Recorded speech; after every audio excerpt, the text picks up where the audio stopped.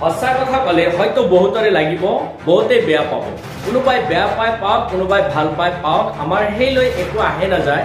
সঁচা যিখিনি সেইখিনি আমি কমেই, যিটো উচিত কথা সেইখিনি আমি কমেই। আজি ভাৰতবৰ্ষত মুছলমানসকল সংখ্যালঘু, আৰু এই সংখ্যালঘু মুছলমানসকলক যদি হিন্দুসকলে কয় যে ইয়াত নামাজ পঢ়িব দিয়া নহয়, ইয়াত ঈদ কৰিব দিয়া নহয়, ইয়াত কুৰবানী কৰিব দিয়া নহয়, তেতিয়াহ'লে নিশ্চয় সকলোবিলাক মুছলমানৰ গাত সেই কথাবিলাক লাগিব।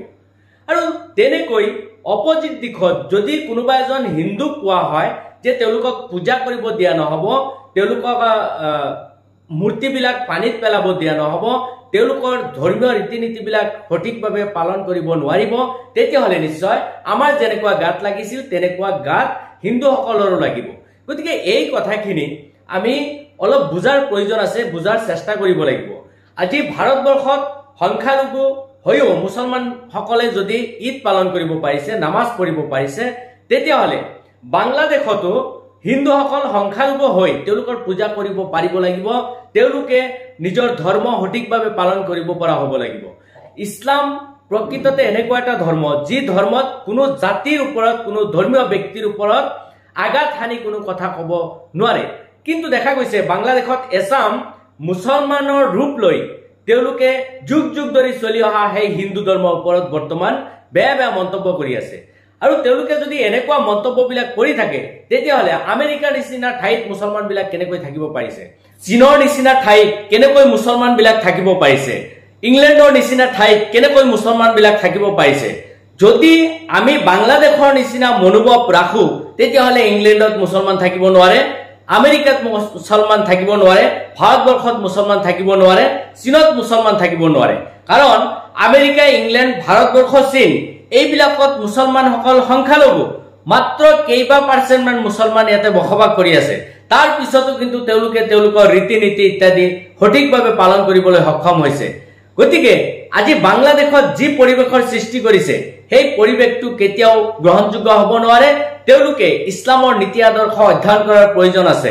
ইছলামত কতো কোৱা নাই যে তুমি আন ধৰ্মৰ মানুহবিলাকক হিংসা কৰা বা ঘৃণা কৰা, আন ধৰ্মৰ মানুহবিলাকক অপমান কৰা বা তেওঁলোকক ধমন কৰি ৰাখা।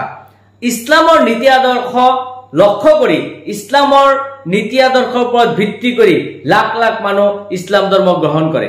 গতিকে জোৰ কৰি ইছলাম ধৰ্ম নহয়, ইছলাম ধৰ্ম হৈছে নিজৰ নীতি আদৰ্শৰ দ্বাৰাই। আজি বাংলাদেশত দেখা পাইছো কেইটামান মাহ ধৰি এনেকুৱা এটা পৰিৱেশ চলিছে যেন তেওঁলোকেই গোটেই বিশ্বত একমাত্ৰ ৰাষ্ট্ৰ আৰু বাকী ৰাষ্ট্ৰবিলাক নাই, আৰু তেওঁলোকৰ জনসাধাৰণে আটাইতকৈ যেন শিক্ষিত আৰু বাকী দেশবিলাকত যেন শিক্ষিত মানুহ নাই, এনেকুৱা এটা ভাৱ হৈছে।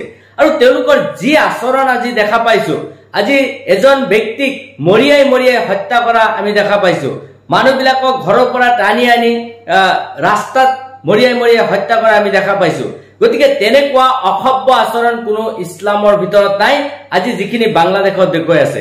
গতিকে বাংলাদেশৰ যিসকল ভণ্ড মৌলবীয়ে বা যিসকল ভণ্ড ব্যক্তিয়ে হিন্দুসকলৰ ওপৰত অত্যাচাৰ কৰাৰ এটা টাৰ্গেট লৈছে, তেওঁলোকক আমি আহ্বান জনাইছো, অচিৰেই সিহঁতৰ ভণ্ডামি বন্ধ কৰি সকলো জাতি জনগোষ্ঠীৰ লগত মিলিজুলি থকাটো উচিত।